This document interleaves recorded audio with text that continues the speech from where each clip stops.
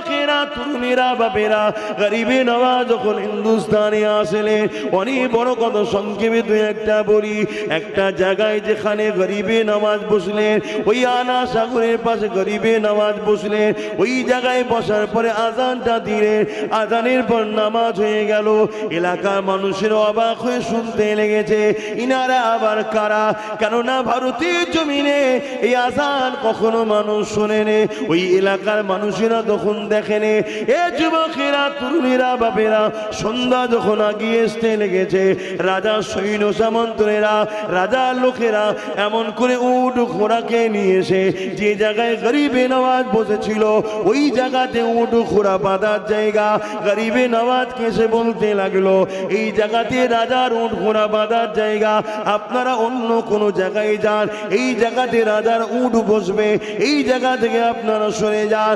এ যুবকেরা তরুণেরা আমার গরিবে নওয়াজ বলল, বাবা অনেক জায়গা রয়েছে যেখানে খুশি বাঁধো না বাবা, এই জায়গাটাই কেন বাঁধতে হবে?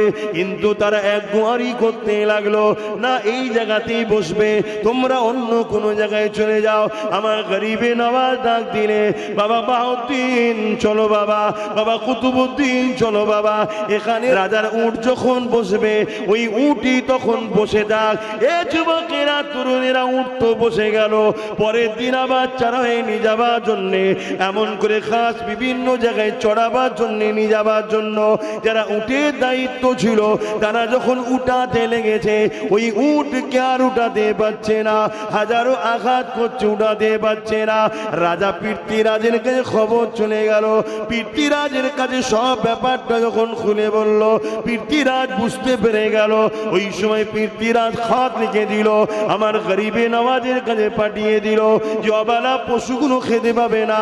গরিবে নওয়াজ বলেছিলেন, ইসলাম কখনো কাউকে কষ্ট দেয় না, যিনার হুকুমে বসে রয়েছে ওই উটেদের কাছে গিয়ে বলো তিনার হুকুমে উঠে যা, উঠতে লাগবে।